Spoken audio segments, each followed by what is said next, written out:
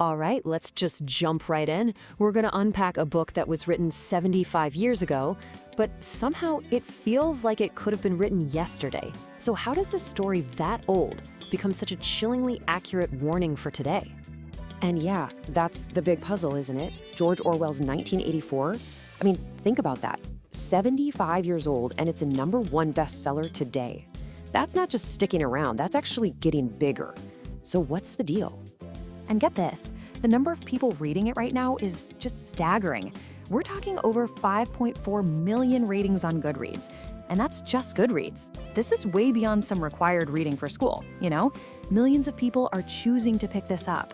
So what's its secret? What's the big draw? Okay, so to really get it, we've got to go inside the world of 1984. And it's a pretty bleak place. You've got this government that's obsessed with controlling the story. They want one official reality, and anything that challenges it, well, it just has to disappear. And this is where you see the main fight, right here. You've got our guy, Winston Smith.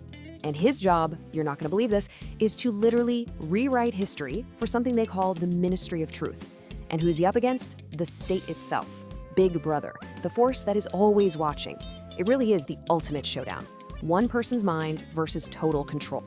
So you might be wondering, how do they pull this off? It's not just about cameras and spies. Not at all. The party has this deeper psychological trick up its sleeve to keep everyone in line. Let's dig into what that is. So let me ask you this. Just think about it for a second. If you wanted absolute, total control over everybody, what's the one thing, the most important thing, you'd have to make them do? And boom, there it is. The party's final, most essential command was to reject the evidence of your own eyes and ears. And that's the key, right? It's not just about them lying to you. It's about forcing you to lie to yourself, to distrust what you see, what you hear.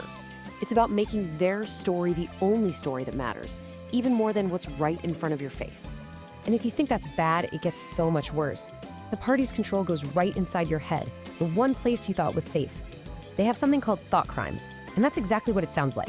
It's a crime to just think the wrong thing. You don't even have to say it. Imagine that, living in a world where just having a doubt could get you in trouble. It's not about watching what you say, it's about policing what you think. And this, right here, is why we call the book a chilling prophecy. Because all these warnings about power, about what's true, they don't feel old at all. In fact, they feel like they're getting stronger, not weaker. The themes just never get old. Because the methods of control, well, they can change with the times. So let's look at the party's playbook. How do they keep this iron grip? It's basically a 3-step plan. First, they rewrite the past. Whatever happened yesterday can be changed tomorrow to suit what they need today. Which sounds kind of familiar, doesn't it? Second, they go after thought crimes. So it's not just your words, it's your actual thoughts they're policing.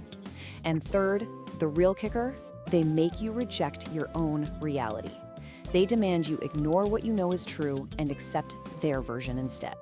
You know, the reason this whole thing hits so hard is that Orwell makes it all feel so real, so convincing. When you read this book, you're not just reading a story. You're stepping into this world. And man, it's a world that sticks with you long after you've finished. The scary part is how logical it all feels. Okay, so let's put it all together. We've seen how this world works, how the party stays in control. But the big question remains, why does this warning still hit so close to home for so many people year after year? So what's the secret sauce here? Why can't we quit this book? Well, for starters, it's not some stuffy old classic nobody reads. People genuinely love it. And yeah, it serves as this incredible, chilling warning for the future. But I think the real reason, the heart of it, is that its message about truth and power just seems to get more and more powerful as time goes on. And that's really the final thought I want to leave you with.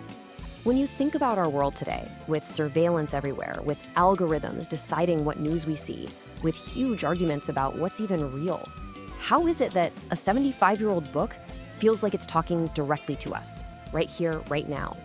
Look, it's just a powerful, haunting book for a reason. Its warnings are maybe more important today than they've ever been. If all this has you curious and you want to experience it for yourself, well, we've got you covered. The link to this book is in the video description.